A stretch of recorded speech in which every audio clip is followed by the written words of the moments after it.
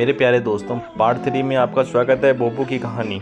अब उसकी पकड़ धीरे धीरे छूट रही थी। अब सामू भी समझ जाता है कि जंजीर 4 लोगों का बोझ नहीं उठा सकती। अब अपने भाई बोबो की जान बचाने के लिए श्यामू अपनी रस्सी काट देता है। फिर रामू और सोनू के साथ उसी खाई में गिर जाता है। अब उन 4 लोगों की टीम में से केवल बोबो ही जिंदा बचा था। फिर वो अपनी भाई की मौत पर बहुत ज्यादा रोता है, लेकिन अब उसे अपनी जान भी बचानी थी। अब वो अपना स्लीपिंग बैग निकालता है। अब वो यहीं पर इंतजार करेगा, लेकिन तभी स्लीपिंग बैग खोलने की हड़बड़ी में उसके हाथ से स्लीपिंग बैग नीचे खाई में गिर जाता है। अब वो बर्फीले तूफान में ज्यादा देर तक जिंदा नहीं रह सकता बिना स्लीपिंग बैग के, लेकिन तभी उसे एक रेस्क्यू टीम आने की आवाज सुनाई देती है, क्योंकि बेस पर रिपोर्टरों को पता लग जाता है कि खिलाड़ियों को बहुत मुश्किलें आ रही हैं। अब वो मुश्किल में फंसे लोगों को निकालने के लिए रेस्क्यू टीम भेजते हैं। जैसे ही रेस्क्यू टीम को बोबो का लोकेशन का पता लगता है, वैसे ही उसे बचाने के लिए आ जाते हैं, लेकिन तब तक बर्फ की बर्फबारी हो रही थी, इसलिए रेस्क्यू टीम को बोबो को अकेला छोड़ के वापस आना पड़ा, क्योंकि इतनी बर्फबारी होने के कारण रात ऐसे ही बोबो निकालता है। भगवान की दया से अगले दिन का मौसम साफ हो जाता है और फिर रेस्क्यू टीम पहुंच जाती है बोबो को बचाने के लिए। फिर रेस्क्यू टीम भी हैरान हो जाती है बोबो को जिंदा देखकर, क्योंकि इतने बर्फीले तूफान में छोटी बात नहीं होती है जिंदा रहना।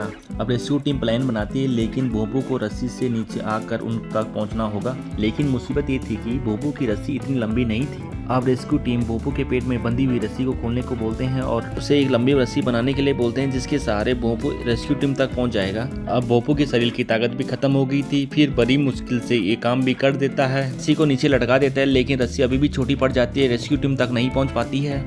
तो मुझे इस रेस्क्यू टीम पर गुस्सा आ रहा है दोस्तों, खुद कुछ करती नहीं है और ऑर्डर पे ऑर्डर दे रही है। अब बोबो ने नीचे उतरना शुरू कर लिया था, लेकिन रस्सी छोटी होने के कारण बीच में ही बोबो लटक जाता है।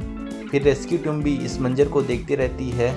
बोबो के शरीर में इतनी जान भी नहीं थी कि वो रेस्क्यू टीम के पास जंप मार सके। मेरे प्यारे दोस्तों, बोबो नाम भी इस वीडियो में कितनी बार मैंने बोला है। अगर सही जवाब कमेंट करेगा कोई तो उसको 500 रुपये इनाम दिया जाएगा। अब बोबो को उसकी गर्लफ्रेंड की आवाज सुनाई देती है, लेकिन बोबो नीचे आने की कोशिश करता है, लेकिन बोबो की शरीर की ताकत खत्म हो गई थी। फिर बोबो अपनी नम आंखों से ये सुंदर बर्फीले पहाड़ देखता है और अपनी गर्लफ्रेंड को आई मिस यू बोलकर अपनी आखिरी सांस लेता है।